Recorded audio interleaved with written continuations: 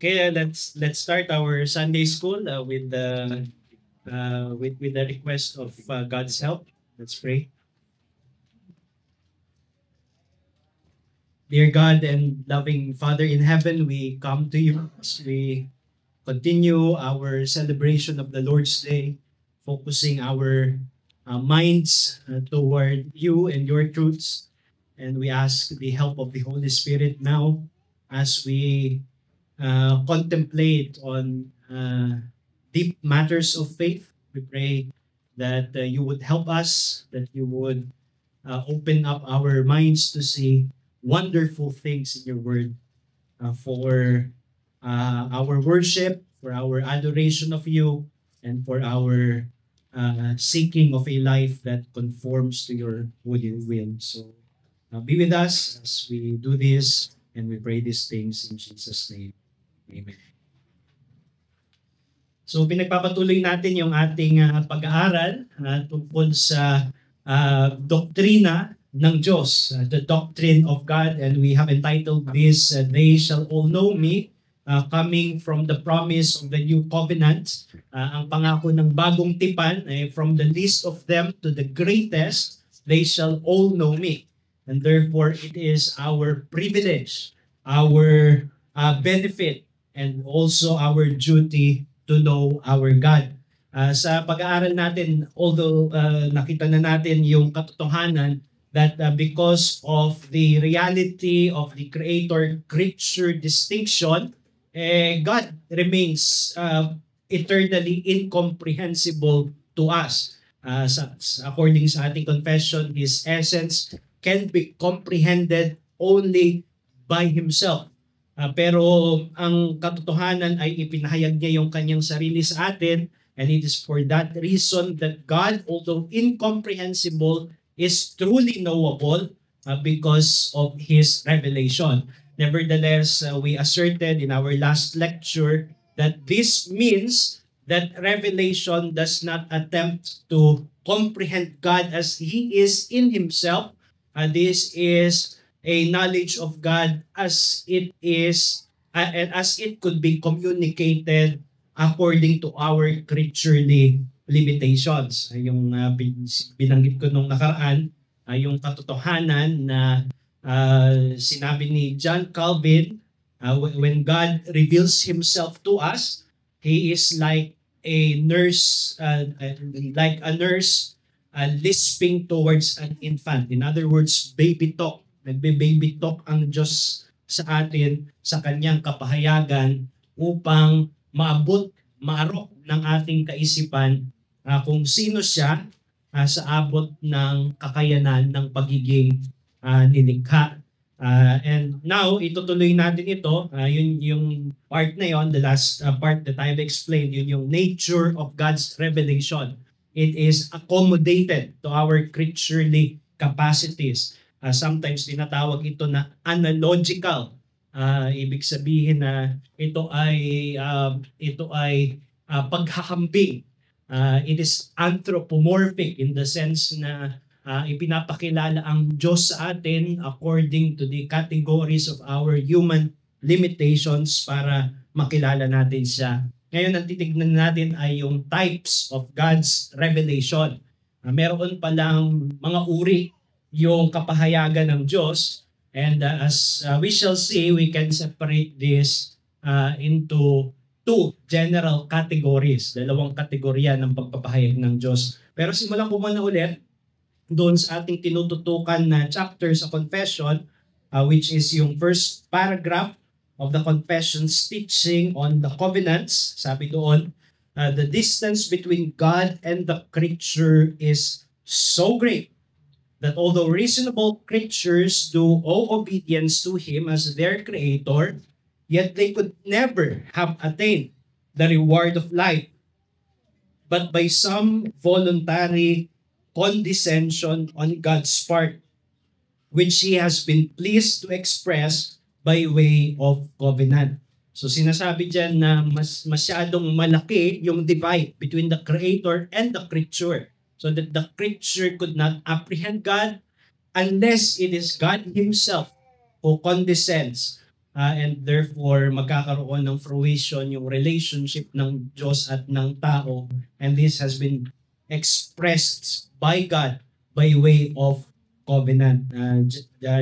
We just have to begin with that because we will be referring to that shortly sa mga talakayan natin na ito. So pag-aaralan natin yung types of God's revelation, at ang gusto ko na matutunan natin dito ay yung tinuturo sa theology na mayroong uri ng kapahayagan ng Diyos that we could divide into that we could distinguish between what is called natural revelation. Sa iba ang tinatawag nila itong general revelation, at saka yung special revelation. Sometimes tinatawag na supernatural revelation because it is added to nature rather than together within nature. So yan yung dalawa na makikita natin. So ang affirmation natin dito ay yung katotohanan that God's self-revelation, God's self-disclosure of Himself, yung kanyang pagpapakilala ng sarili sa tao, ay kanyang dinala sa pamamagitan ng two distinct but interrelated modes. Distinct, ibig sabihin, maipag-iiba mo sila. Iba yung natural revelation sa special revelation, pero they are interrelated. Hindi mo sila pwedeng paghiwalayin kung hindi palagi silang magkasama, complementing each other. When we say natural revelation, ang tinutukoy natin ay yung kapahayagan ng Diyos na nakapaloob sa sangnilikha. Yung maganda yung word na concreated, meaning it is created together. It is within nature. It is within what's created. Yun yung tinatawag na natural revelation. And yung special revelation is not concreated with nature, hindi siya kasamang nilikha, hindi siya kasamang nakapaloob sa nilikha, kung hindi idinagdag, karagdagan doon sa kanyang inilikha. And titignan natin itong dalawang ito, pero medyo mahihinuha mo na yon doon sa ating binasa sa chapter 7, paragraph 1 sa ating confession, kasi sinabi doon na as reasonable creatures, alam ng mga tao, ni Adam and Eve, when they were created, that they owe obedience to God as their creator.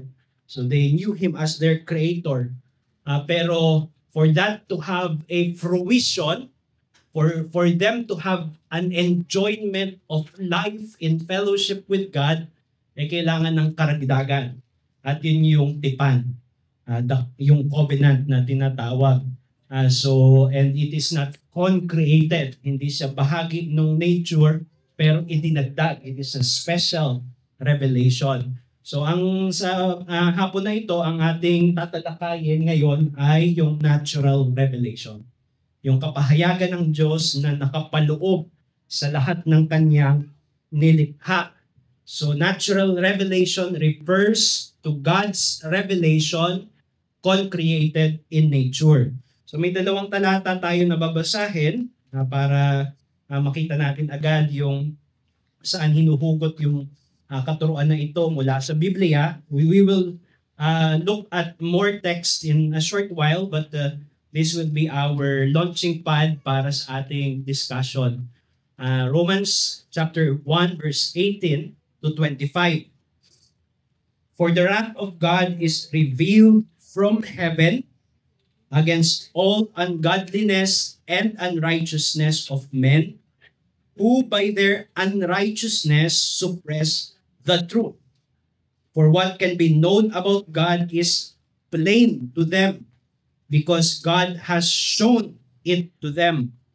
For His invisible attributes, namely His eternal power and divine nature, have been clearly perceived ever since the creation of the world.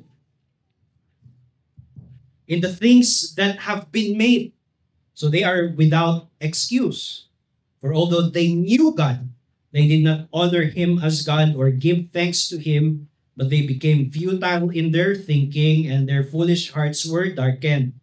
Claiming to be wise, they became fools and exchanged the glory of the immortal God for images resembling mortal man and birds and animals and creeping things. Therefore God gave them up in the lust of their hearts to impurity, to the dishonoring of their bodies among themselves, because they exchanged the truth about God for a lie, and worship and serve the creature rather than the Creator, who is blessed forever. Amen. So doon dito maliwanag yung itinuturo ni Apostol Pablo na doon sa mga bagay na nilikha, ang katotohanan ng Diyos ay maliwanag. It is plain, it is clearly perceived, so as to leave men without an excuse. Na hindi sila magkakaroon ng excuse na hindi nila kinilala at pinarangalan ang tunay na Diyos dahil ipinahayag ng Diyos ang kanyang sarili sa lahat ng mga nilikha. At kaduktong niyan yung Romans chapter 2. Romans chapter 2, let's read verses 14 to 16. Ang gustong patunayan dito ni Apostol Pablo ay lahat ay makasalanan, Hudyo ka man o Hentil na hindi nakarinig nung 10 utos na binigay doon sa Sinai, makasalanan ka pa rin kasi yung utos ay hindi lang nasa labas kung hindi nasa loob. Yung Romans 2 verse 14, for when Gentiles who do not have the law, meaning the external law, in the 2 tablets of stones, Gentiles who do not have the law by nature, by human nature, do what the law requires, they are a law to themselves, even though they do not have the law. They show that the work of the law is written on their hearts, while their conscience also bears witness, and their conflicting thoughts accuse or even accuse them. So hindi lang binigay ng Diyos na maliwanag yung kanyang kapahayagan tungkol sa kanyang sarili sa mga tao, sa mga bagay na nilikha, pati yung tao mismo nakatanim sa kanyang puso yung mga kautusan ng Diyos upang yung mga tao ay nakakaalam kung ano ang kalooban ng Diyos. It is also a concreated knowledge. Man has a concreated knowledge of the moral demands of God. Therefore, makikita natin dito yung katotohanan ng natural revelation. At pwede nating hatiin pa yung natural revelation sa dalawa. Yung isa ay yung internal to man, at yung isa ay external to man. Ikita natin yung parehas doon sa mga binasa nating talata. May kapahayagan ng Diyos na nasa loob ng tao. May kapahayagan ng Diyos na nasa labas ng tao sa kalikasan at nakikita niya. Hindi ko na babasahin yung Genesis 1 to 2. Pero I'm sure familiar naman tayo sa Genesis 1 to 2. Ito yung narrative ng paglilikha ng Diyos sa lahat ng mga bagay, including man. In fact, man has the crowning acts of God's creation. Nung nilikha ng Diyos ang tao, God created man, human beings, especially the first human beings, Adam and Eve. Adam was created in a natural state of fellowship with God. Meron siyang natural fellowship with God.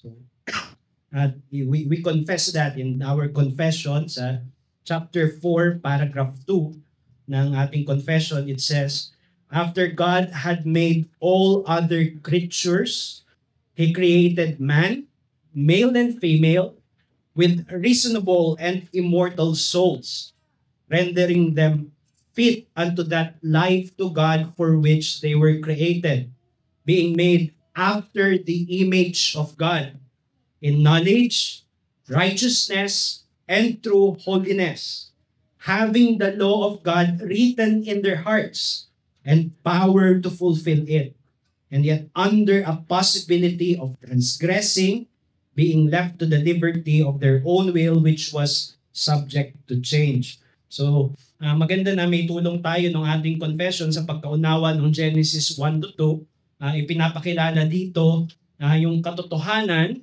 na nung nilikha ng Diyos si Adan, he was not naturally estranged from God.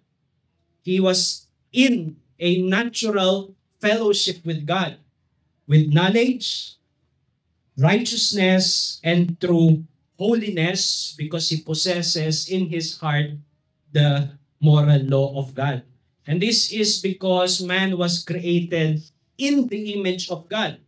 In fact, hindi natin sinasabi na man is created in the image of God in the strict sense of speaking. Sinasabi natin na man is the image of God. This is our essence. This is our constitution, that we are a creaturely reflection of the being of God. Tayo ay replika ng Diyos. Tayo ay imahe ng Diyos.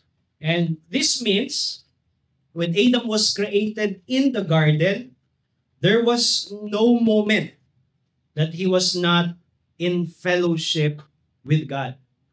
So hindi siya nilikha na parang iniisip niya, may Diyos kaya.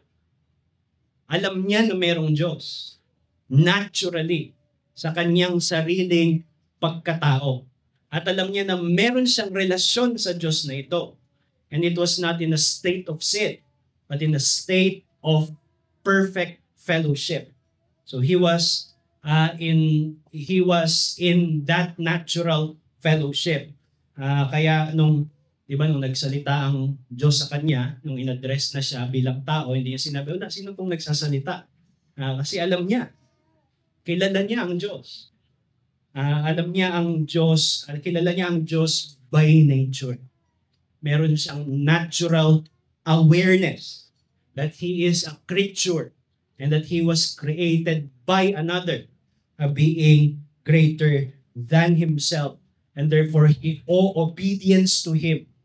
Nasa ilalim siya ng Diyos na ito. Hindi, nung nagsalita ang Diyos sa kanya, hindi niya sinabi, anong otoridad mo para utusan ako? There was a natural submission that this one speaking is the God that I can identify with nature, meaning yung ipinapahayag ng aking pagiging likas na tao, yan yung Diyos na nagsasalita rin sa akin at nasa ilalim niya ako. There was no moment that Adam was not that. He was instantly aware of his creator. The moment that he had his self-awareness, he knew God. That is why later I will show na this was the insight of Calvin, na merong coincidentality, ibig sabihin palaging magkatambal at every point yung knowledge of God at yung knowledge of ourselves. Because if we know ourselves truly, we know that it images God. Because we are the image of God.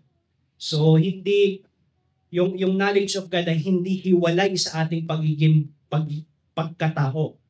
Ito ay naturally embedded in our makeup, in our constitution as human beings. And dagdag pa dyan, yung sinabi sa confession, which is, we affirm this because nasa Biblia ito at nakita natin ito sa Romans 2, man was created in natural righteousness. Diba? Sabi dyan sa confession, hindi siya neutral. Si Adam, nung create siya ng Diyos, siya ay matuwid. How else could it be so? He was created in the image of God. And if God is righteous, then Adam was created, being the image of God, as righteous. At ang ibig sabihin ng righteousness, i-define sa atin ng confession, coming from Romans chapter 2, ay yung moral will ng Diyos, yung na-codify sa 10 utos, this was in its primitive form, present in the soul, present in the heart of Adam. Ngayon, minsan kasi pag binabasa ito, parang ang tingin lang ay abstract morality. Merong abstract moral sense yung tao na bawal pumatay, bawal magnakaw. Kailangan i-interpret natin yon in the context of Genesis 1 and 2. That man was created in the image of God. Which means, ang meron kay Adam ay yung concreated mirror of God's holy nature, God's holy character, present in His own soul. Kaya yung Romans 2 sa Romans 1 magkalugtong. Hindi lang abstract morality yung meron si Adam, ang meron siya ay yung pagkakilala na ang Diyos ay banal. Yung kanyang creator ay banal. It is not an abstract morality but a concreated knowledge of God. That He is holy because God is holy. His creator is holy. Yun yung moral law, yung conscience. So in the conscience, so sometimes ina-attribute dyan ng iba ay yung knowledge lang ng 10 Commandments. Ibig sabihin, alam ng tao na may 10 utos ang Diyos. Kung pupuntahan mo yung Romans 1, kung hindi mas certain yung knowledge ng law sa knowledge ng lawgiver. Because the knowledge of the law rests on the knowledge of the lawgiver. That God is clearly perceived in creation, even in the consciousness of man. And therefore, man is inclined to holiness dahil sa kanyang pagiging created in the image of God. He sees himself as a mirror and as a replica of God in His righteousness. So kaya yun yung essence ng moral law. Kaya ang ipinapakita sa atin ditong katotohanan is that by virtue of being the image of God, human beings are implanted with an instinctive and ineradicable knowledge of God. Merong pagkakilala ang tao sa Diyos na instinctive. It is in His nature to know God. And it is ineradicable because the image of God is ineradicable from man. Hindi tayo, kahit nung bumagsak ang tao sa kasalanan, hindi tayo tumigil sa pagiging image of God. Na-corrupt, pero ang ibig sabihin ng maging tao ay maging image of God. And therefore, it cannot be eradicated. And therefore, I believe that the Bible teaches this reality that there is a natural revelation of God concreated in man. Ibig sabihin, nakapaloob sa ating pagiging nilikha bilang tao.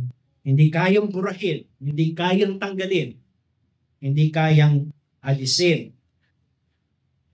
And this knowledge, if Adam was the pattern, this knowledge is coincidentally awakened together with self-awareness. Yun yung sinasabi ko kanina na insight ni Calvin. At every point, coincidental yung knowledge of ourselves with the knowledge of God. Ibig sabihin, sa oras na magkaroon tayo ng consciousness, ng awareness, nagkakaroon na rin tayo ng awareness ng Diyos.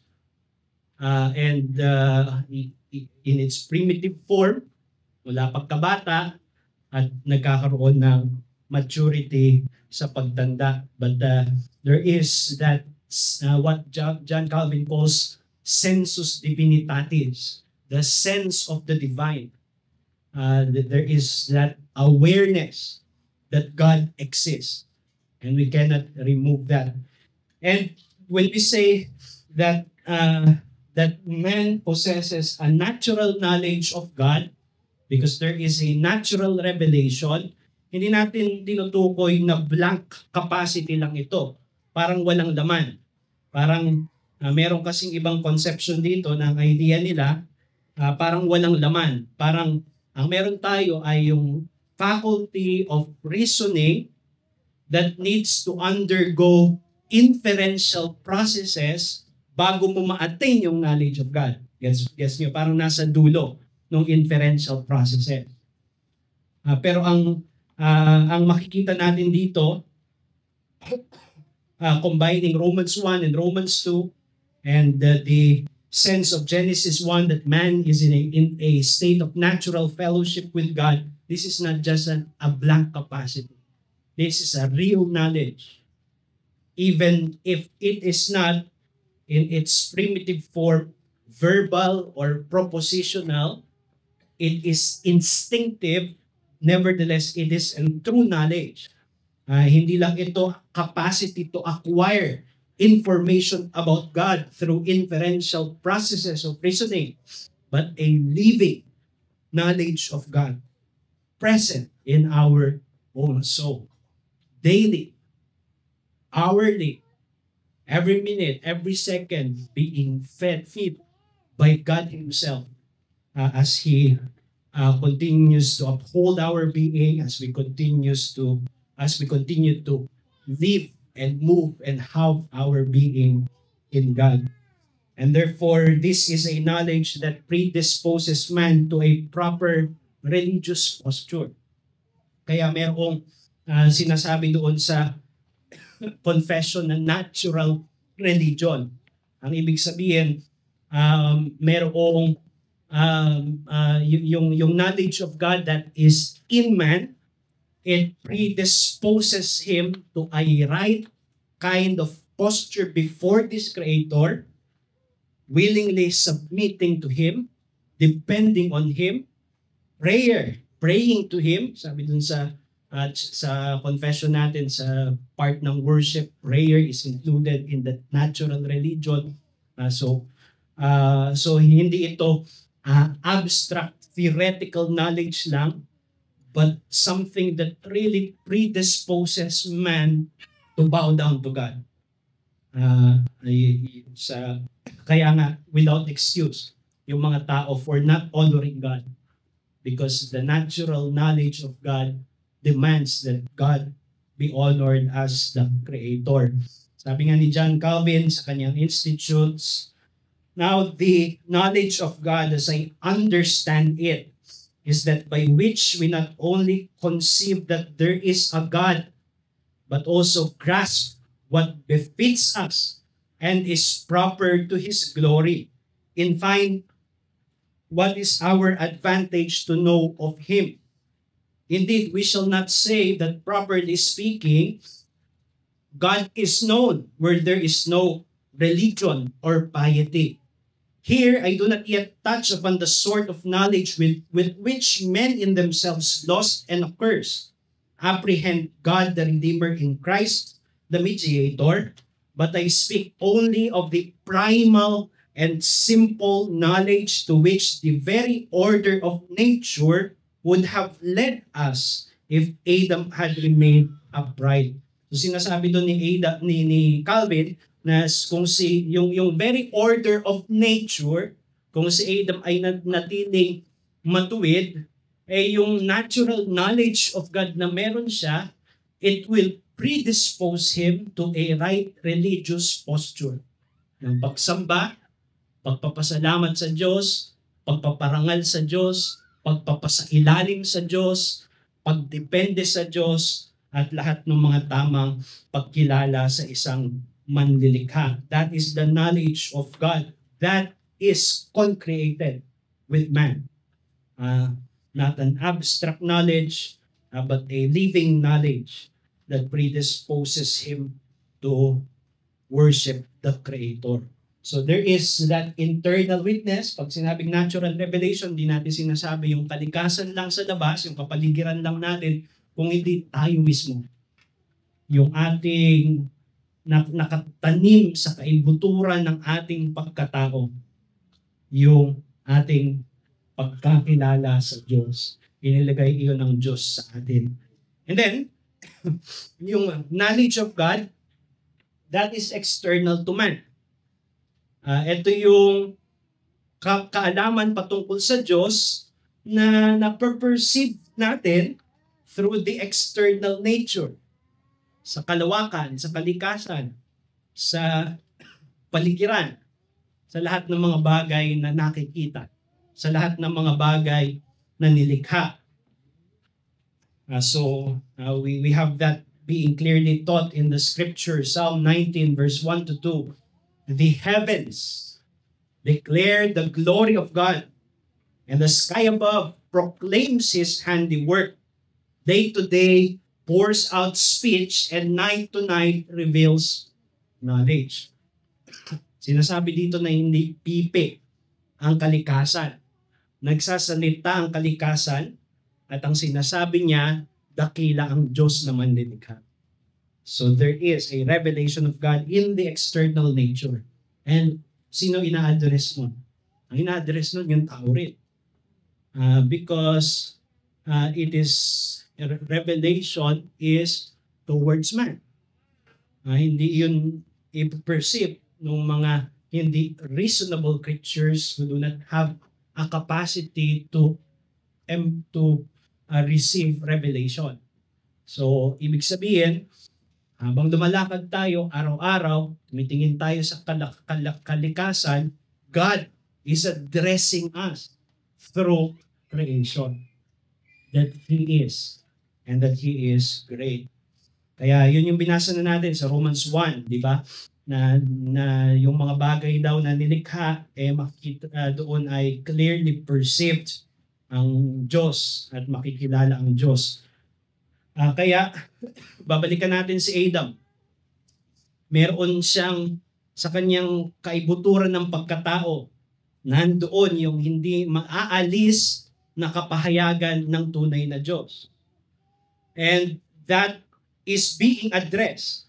Yung kanyang natural awareness of God, that is being addressed by the very environment that surrounds him.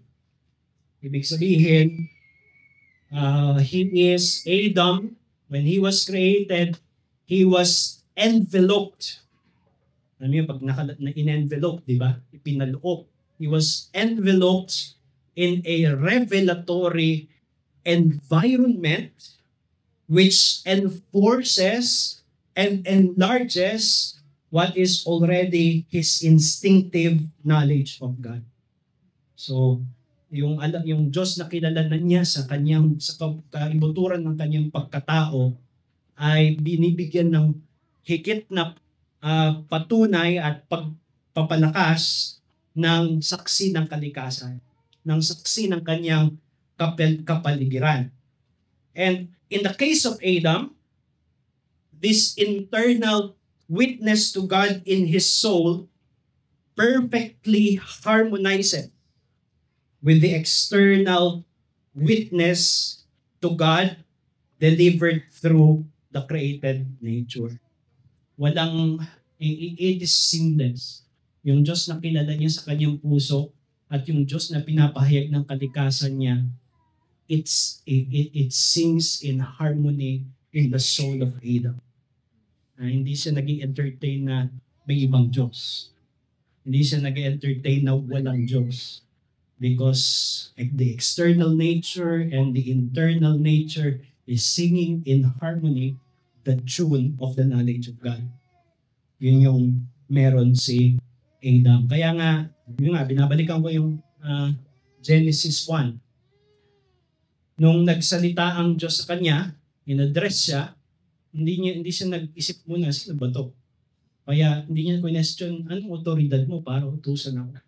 Because yung kanyang awareness that he has a creator, yung kanyang natural knowledge na mayroong Diyos na manlilikha, and this is a self-authenticating knowledge sa loob ng kanyang pagkatao, nung nagsalita na in special revelation, it is also the self-authenticating voice that harmonizes with what he has. Yun yung natural state ni Adam. And hindi tayo makarelate completely, di ba? Bakit? Because of sin. And we will consider that in just a short while. But this teaches us this truth, that the external creation addresses man's innate knowledge of God. Ang kinakausap ng natural, ng external creation ay yung tao, at ina-address niya tayo tungkol sa Diyos na kilala na natin sa ating puso, sa ating kaluluwa. Kaya etong knowledge na ito, again, kailangan natin na mas daliman yung pagkaunawa natin doon sa natural revelation. No? This knowledge of God mediated through external creation is not attained only after inferential processes. Hindi ibig sabihin na hindi lalago kapag nag-reason yung tao. It could grow with man naturally reasoning, at mas nakikilala niya ang Diyos, mas lumalago. Pero hindi ito nagsisimula doon.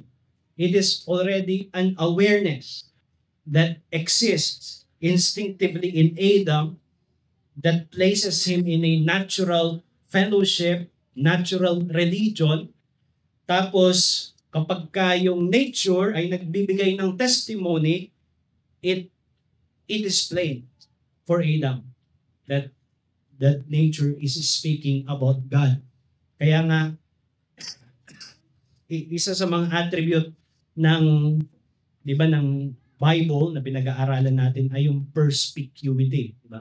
That the Bible is perspicuous. Anong ibig sabihin ng perspicuity? Ibig sabihin, it is plain.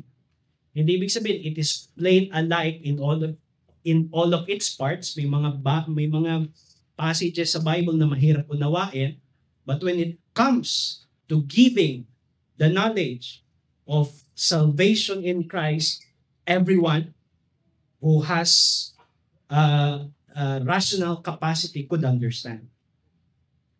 And ganun din yung natural revelation. It is perspicuous. It is plain. Sabi sa Romans 1, di ba? Sa binasa natin kanina, Romans 1 verse 18, sinabi doon, verse 19, for what can be known about God is plain to them because God has shown it to them. And it is the reason why they are without excuse. And the reason why I am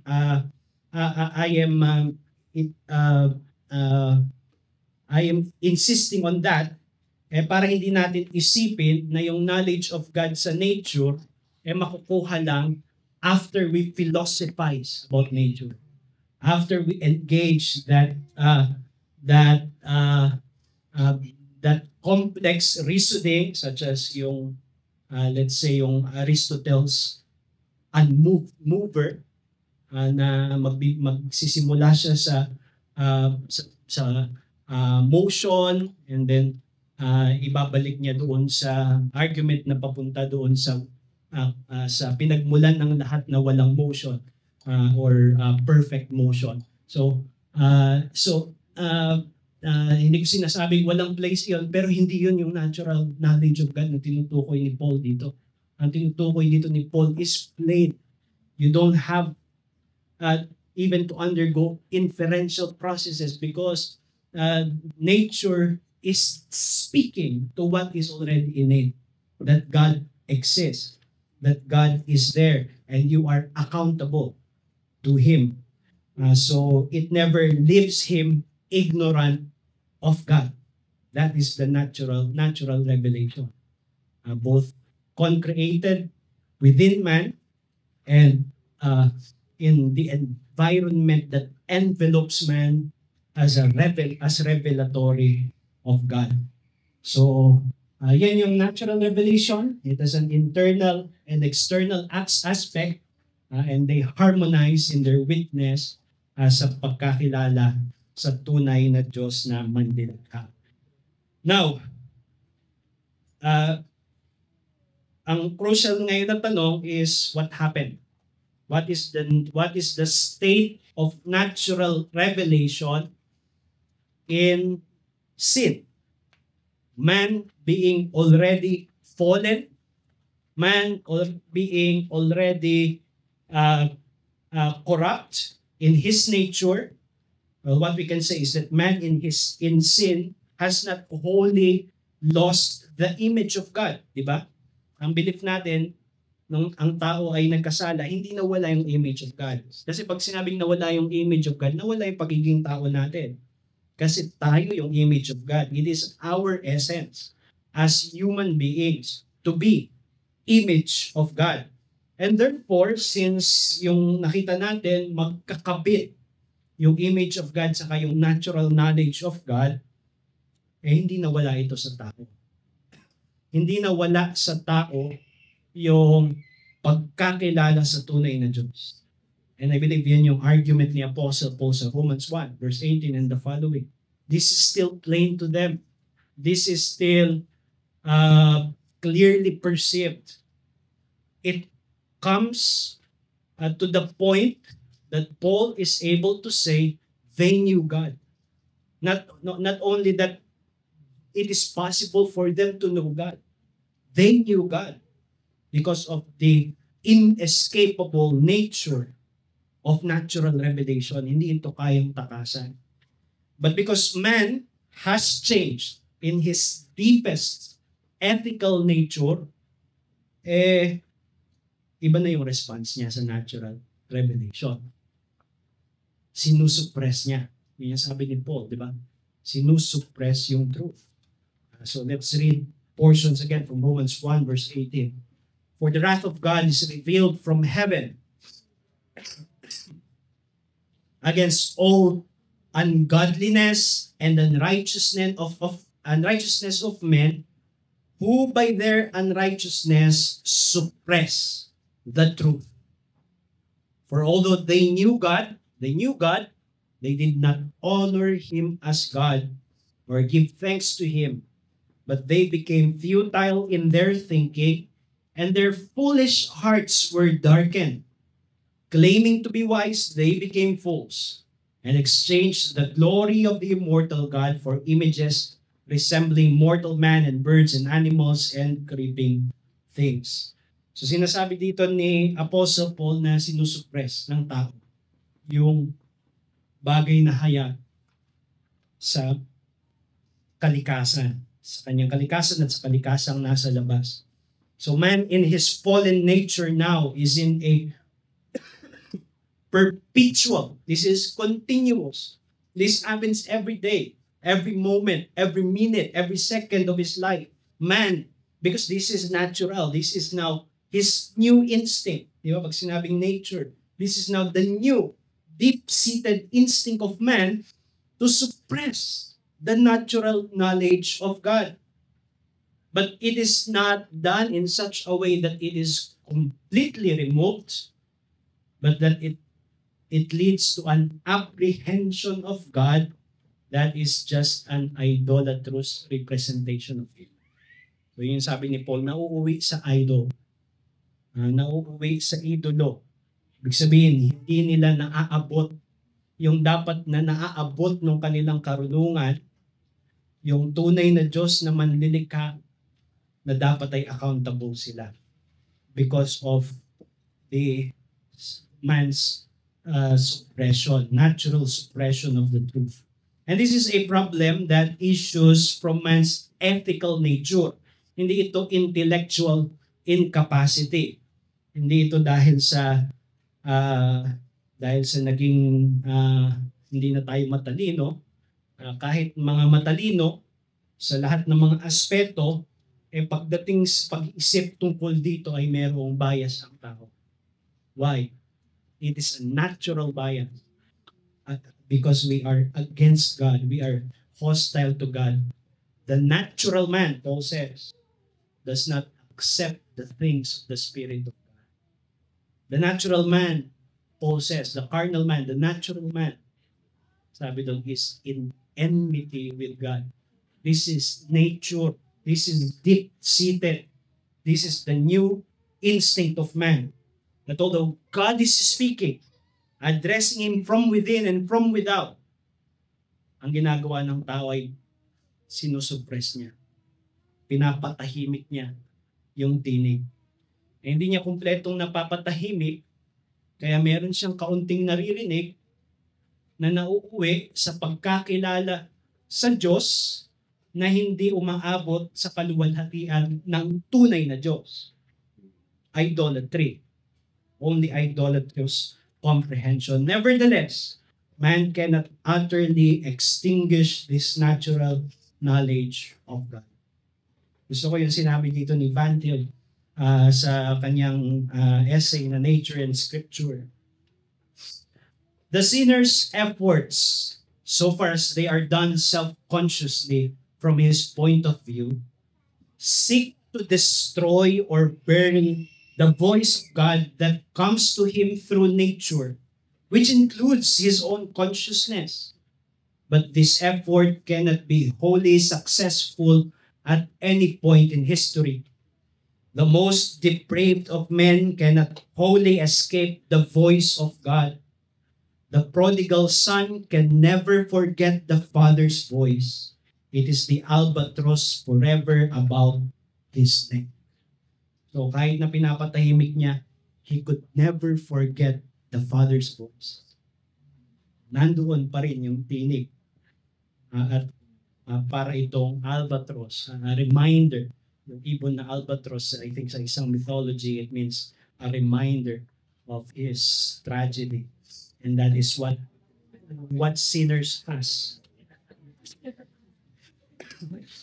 And since this condition is now natural, so mahalaga yun, this is now the natural state of man.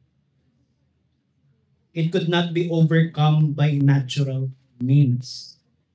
Ibig sabihin, hindi natural means. Hindi mo hahanapin doon sa tao para mo-overcome yung kanyang predicament. Hindi mo hahanapin kung ano na yung meron doon sa tao para tulungan siya using what is natural to him and overcome his own nature. That is basic sa ating soteriology, di ba? And therefore, his fallen reason cannot achieve a pure natural theology. May mga pag-uusap dito, parang sa mga theologians, kung ang natural revelation ba can be a basis for a natural theology that is apart from Scripture or independent from Scripture, and I fall on the camp that says no, because it will only lead to an apprehension of an idol.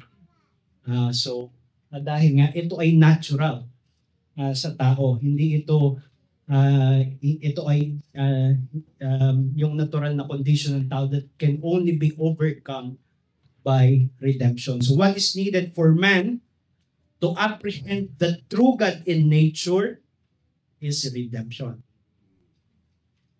which includes a special revelation of grace.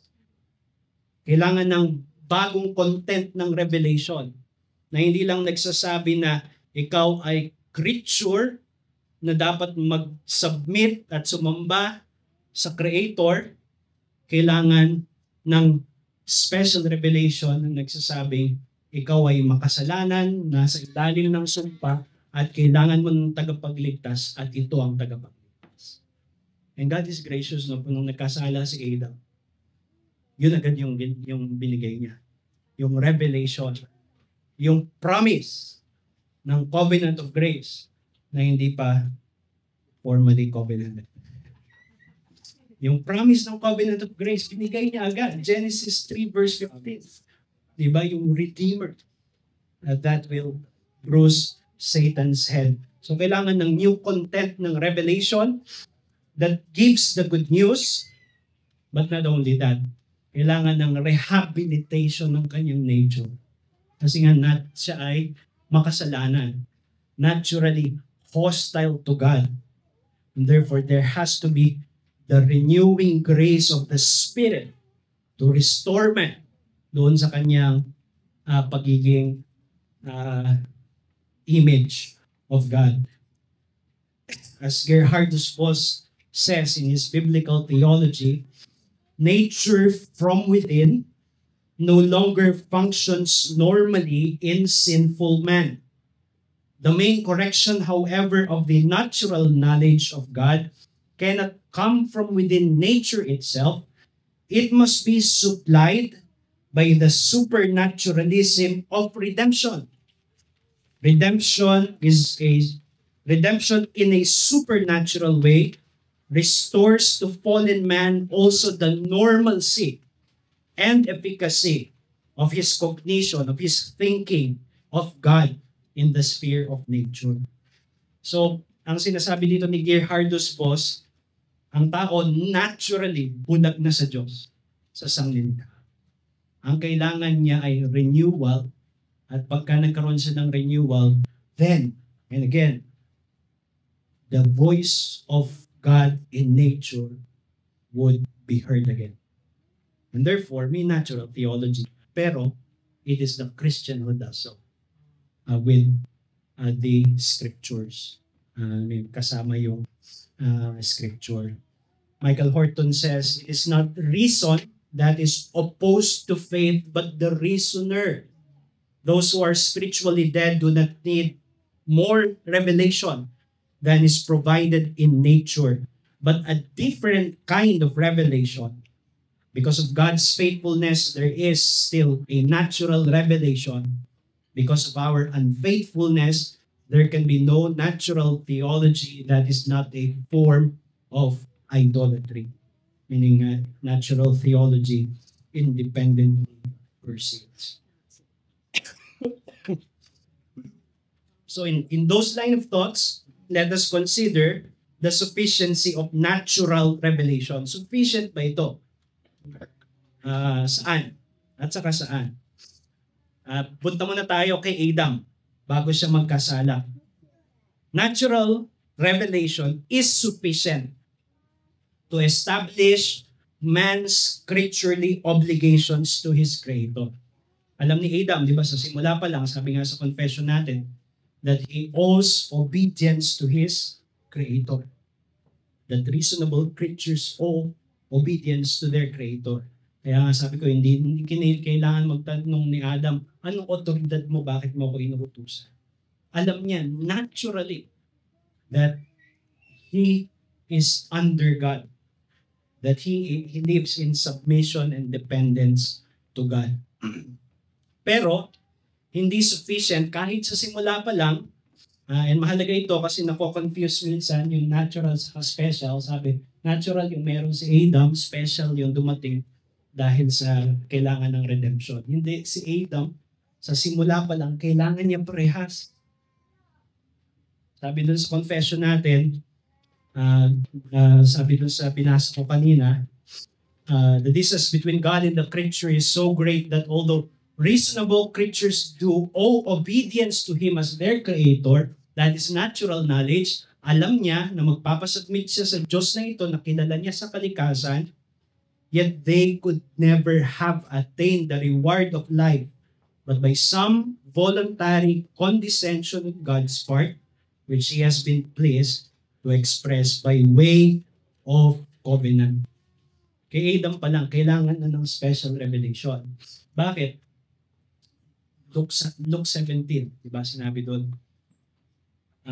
Kapag sabi ng Panginoong Hesus sa mga disipulo niya, kapag kayo ay gumawa ng inyong tungkulin, ano daw yung sasabihin nila? We are unworthy servants. We have only done what is our duty. Ibig sabihin, walang reward. Walang reward na kailangang ibigay ang Diyos sa tao kahit na sumusunod yung tao. Except magpakababa ang Diyos. at pangakuan ng Diyos ang tao ng reward kung susunod siya. And yun yung sinasabi ng confession. Kaya kailangan ng special revelation, which is always in the form of a covenant. So that God could say to Adam, hindi kita kailangang i-reward. You are a creature, pero ilalagay kita sa probation. At iuutos ko sa iyo na huwag kang kakain sa puno na ito. At kapag kumain ka, mamamatay ka. Which means kapag hindi ka kumain at nagtagumpay ka, I will reward you with perpetuity of life. So yun ay special revelation. Diba? Hindi naman natural na alam ni Adam itong puno na to na i-interpret ko mula sa aking puso na nagbibigayan ng kaalaman ng mabuti at masama. No, that was special revelation. But it was always, even sa creation, palagi siyang magkasama. They mutually complement each other. Now, after the fall, natural revelation is sufficient to leave men without excuse before God's judgment. Sabi ni Paul ba? It leaves men without excuse. Because they know that there is a God that they should honor, but they do not honor. So it is sufficient to leave us to judgment. So that on the judgment day, walang makakapagsabi na, hindi ko naman alam na may Diyos. Hindi ko lang makakapagsabi ng ganun. So sufficient siya for judgment, but it is not sufficient to leave men without excuse. It is not sufficient to bring man to the knowledge of God as Redeemer in Christ. So kailangan ng isa pang special revelation, which means isa pang tipan. At yun yung tipan ng biyaya kay Hesus Kristo. Yun yung sufficiency ng natural revelation considered in relation to its purpose. Now lastly, ano na yung relationship ng mga Kristiyano sa natural revelation? Kasi nabanggit natin kanina na ito yung state sa state ng innocence, there is perfect harmony, there is perfect receptivity, pero sa state ng sin, there is utter hostility against God. Then, pero sa mga mananampalataya, the redeemed in Christ, because they are now renewed by the Spirit, and they have the Scripture as their interpretative guide, they are now able to more clearly perceive, even if imperfectly, and yet truly and more clearly, the knowledge of God in nature. So we can now sing together with David once more. The heavens declare the glory of God. So nakikita natin ang kamay ng Diyos sa lahat ng mga bagay. Herman Bavinck says, and this is also what the Christian does, as do the theologians. They position themselves in the Christian faith in special revelation, and from there look out upon nature and history. And now they discover there as well the traces of the God whom they learned to know in Christ as their Father. Precisely as Christians, by faith, they see the revelation of God in nature much better and more clearly than before. The carnal person does not understand God's speech in nature and history. He or she searches the entire universe without finding God in everything and everything in God. For that reason, we find in Scripture a kind of nature poetry and view of history such as is found nowhere else. And until all this is simply to say that one must be a believing Christian to study nature in the proper frame of mind and with proper procedure. It is only the Christian consciousness that is ready and willing to regard all nature, including man's own interpretative reactions, as revelational of God. Nakikita natin ang Diyos sa kanyang kapahayagan sa lahat ng mga bagay. So, That is natural revelation. Sa susunod na linggo, tatalakayin natin yung special revelation. Any question or thoughts?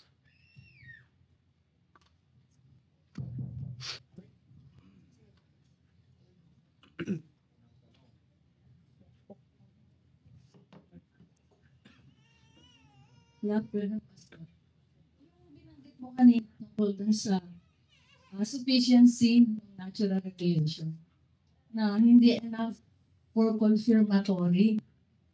Ibig sabihin ba nun, so si Adam, wala talaga siyang capability to obey yung command ng Lord not to eat from the tree of knowledge of good and evil.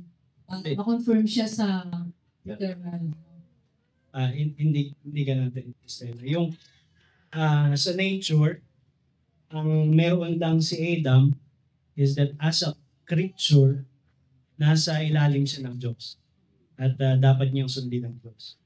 Pero walang nagsasabi sa nature, nasa puso niya at nasa kalikasan niya, na ipapaloob siya ng Diyos sa isang arrangement kung saan yung kanyang pagsunod ay bibigyan ng gantimpala at yung kanyang pagsuway ay bibigyan ng parusa. So kaya kailangan ng special arrangement. So, pastor, nung tinempt sila ni Satan, hindi nila alam yung ganong arrangement? Alam nila kasi nga sinabi ng Diyos. So, ano yung sinabi? Hindi yun ang galing sa nature. Kinausap sila ng Diyos. Yun yung distinction natin ng natural sa special. Yung starting ni Adam at that time, meron na siya ng both the natural and the special.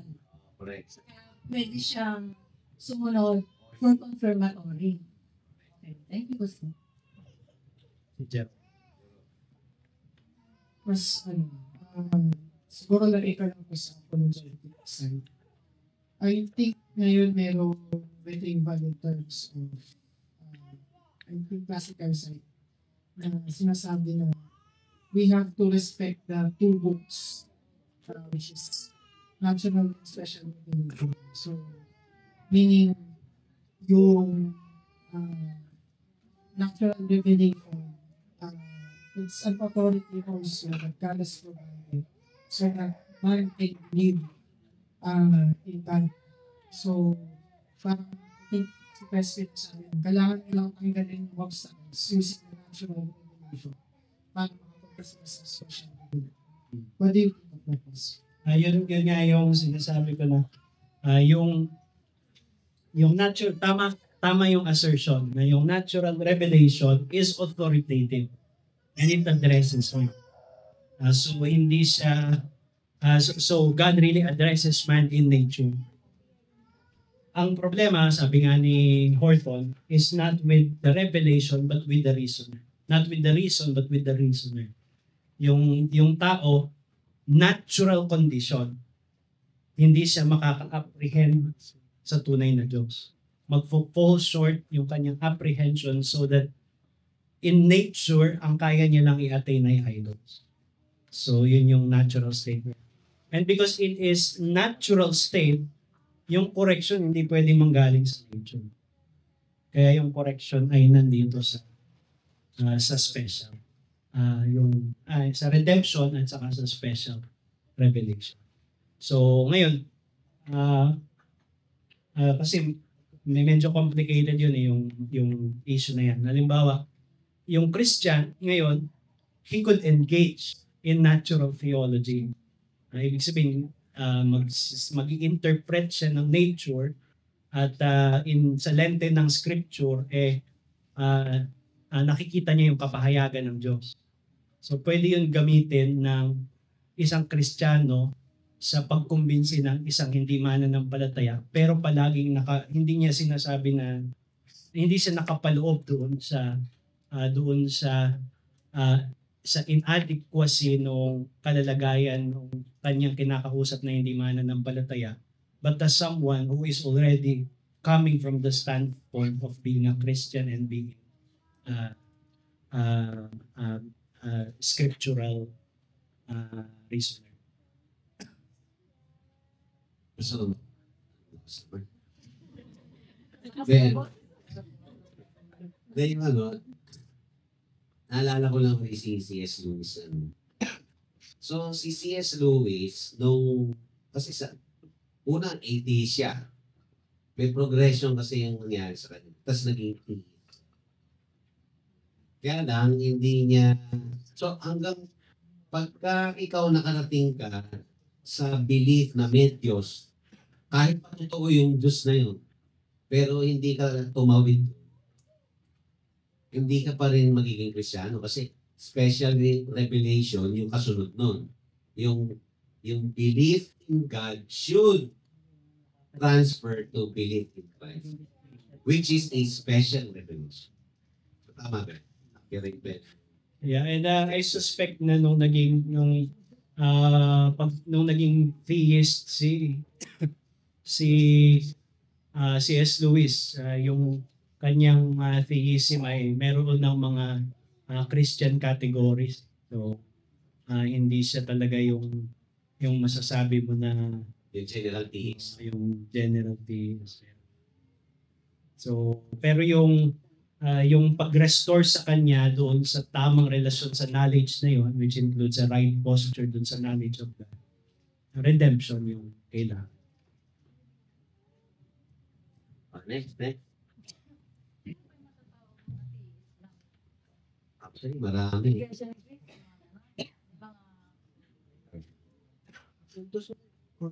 May mga Hindi kasi, literally.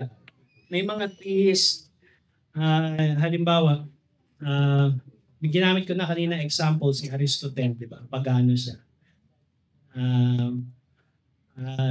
Ginamit niya yung kanyang rational faculties, independent, para pag-isipan yung kung merong Diyos, di ba? Yung kung saan nagsimula yung lahat ng mga bagay.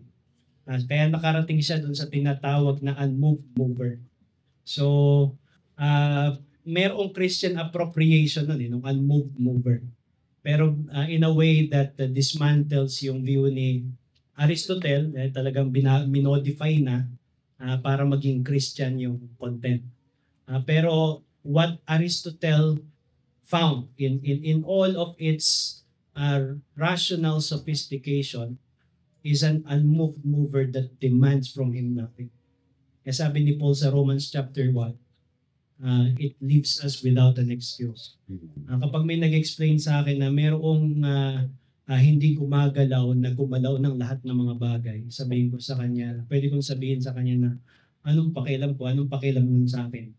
Diba? So, ang sabi ni ng Romans 1, yung Diyos na ipinapakilala ng nature, ipinapakilala niya yung sarili niya na may demand siya sa atin, kailangan natin siyang i-honor, sambahin, sundin, at meron siyang utos na kailangan nating galangin sa Romans. So hindi yun yung sinasabi ko na hindi yung generic theism, kung hindi yung tunay na Diyos na pinapakilala ng kalikasan. So kahit theist ka, pagka wala kang sense na pinapanagot ka nung pinapaniwalaan, Idol yung idol pa rin. si Seth.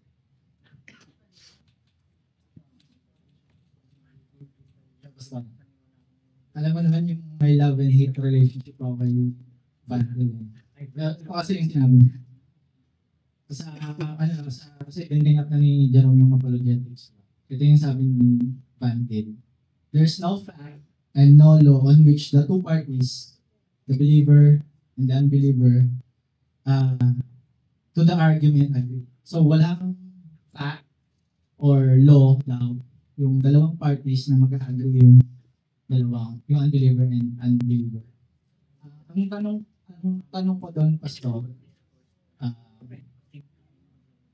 hindi ba na-undermine yung apologetic enterprise? Kumbaga, kasi paano tayo makakapag-usap kung walang fact or law by which we add the unbeliever and believer?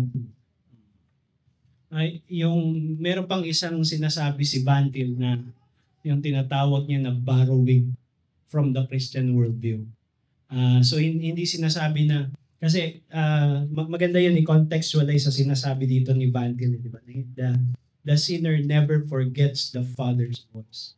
So, while in principle, yung kanilang position ng unbelief should lead them to chaos and irrationality, it does not. So nakakapag-retain pa rin sila ng intelligibility, rationality, kasi nanghihiram pa rin sila doon sa nag-iisang totoong philosophy ng katotohanan, which is yung kapahayagan ng Diyos. Kaya sa apologetic method, ipinapakita natin na yung mga bagay na hinihiram nila, ay yung mga bagay na ginagamit nila na nagme-make sense, ay nagme-make sense kasi hinihiram lang nila sa loob ng Kristiyanong kaisipan. So, may mga times na si Bantil, I believe, nag-i-speak siya in absolute terms. Like, yung absolute antithesis ng believer sa unbeliever. So, na parang walang common ground. Pero meron crucial din sa kanya yung kanyang view ng common grace. In principle, dapat walang common ground. Walang point of contact. Pero dahil sa common grace, meron. Kaya pwede tayo mag-evangelize at sabihin natin na yung order, yung beauty that remains in their life, it only makes sense within a Christian conception of reality. Second question, Pastor. Sorry. Unifying ni Richard Muller sa dictionary, yung natural theology as the knowledge of God that is available to reason through the revelation of God in the natural order. So, ibig sabihin ba nun, Pastor? Kasi ito yung definition niya ng natural theology. Ibig sabihin, yung knowledge of God natin without, di na-touch yung sa reason, hindi available sa reason. Kasi ito yung definition niya, the knowledge of God that is available to reason through the revelation of God in the natural order. So yung sinasabi mo kanina, eternal to man, tapos pero may fall. So yung natural man, hindi na kaya mag-natural theology, diba? Tama ba? Hindi niya kaya mag-natural theology na makaka-apprehend siya ng knowledge of God that does not fall short, that does not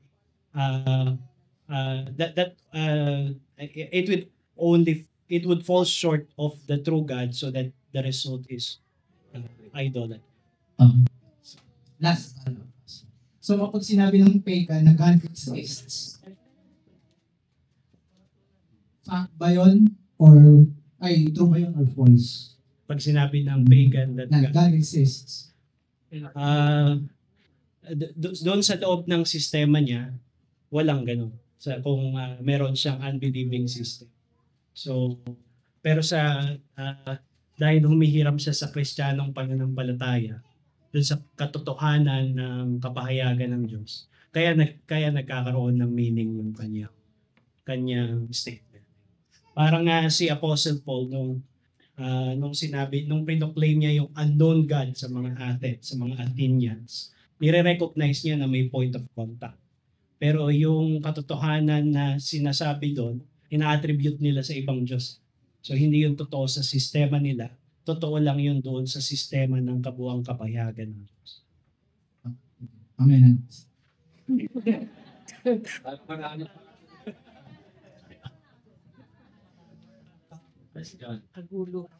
Last two. So, iniisip ko lang yung, criterion system. Sabi mo sa yung natural theology, pagkakailangan siya ng special revelation. Di ba yung criterion system is Christ is Lord. By the way, dealing ako sa criterion. Pero pinag-isipan ko siya ngayon. Sa point na Christ is Lord. Tapos, ito yung magiging parang framework mo para makita mo lahat ng bagay. Pero, it seems na, sabi mo kanina, natural theology, merong other parang revelation. So, meaning, pwede natin i-separate yung special revelation which is scriptural and the natural revelation which is parang when tayo mag-do science even without the scripture. Parang ganun pa. So, ganun yung nakikita ko na framework. Like, pwede siyang pumasok sa two-kick down theology.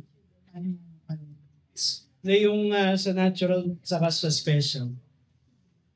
Ang specific bias ng tao according to Romans 1 is the knowledge of God.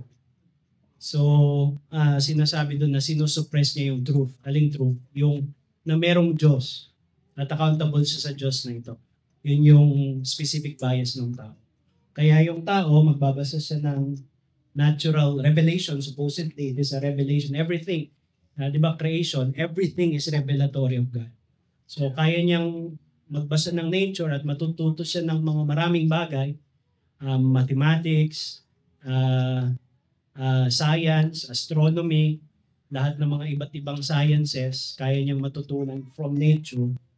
Pero, pagdating sa Diyos, nandoon yung bias niya. Kaya, kasi nga ethical yung bias, hindi ito intellectual capacity. Ang ayaw ng tao na makasalanan is yung Diyos. Yung tunay, yung kakaalaman ng Diyos na nag-a-account sa kanya. Kaya, hindi ibig sabihin na wala kang matututunan sa nature unless meron kang scripture. Kasi nga, obviously, di ba, hindi naman nag-aral ng scripture yung mga scientists lahat, di ba? Pero pagdating sa Diyos, doon nagkakaroon sila ng doon nagkakaroon ng kabulagan yung pagbasa nila sa nature. Yung kaalaman na to. Sorry, mas follow up lang. What if tayo as a Christian, since Christian ka na, should you make a belief system from a special revelation alone? Like sasabihin mo, Christ is Lord, therefore, gagawa ka ng belief system. I mean, kaibigan na ito yung belief ko from the scripture and ito yung i-impose ko dun sa science, mathematics, framework. Then, ito yung planagay ko na curriculum sa science, mathematics, etc. Or in a way, parang, okay, na-restore na ako by grace, therefore, by nature, kaya ko na mag-science even without the scripture. Parang, I'm a coming standpoint na Christian ako and na natural theology na ako. Kailangan ko ba ng scripture or natural theology alone? Si Christian naman ako.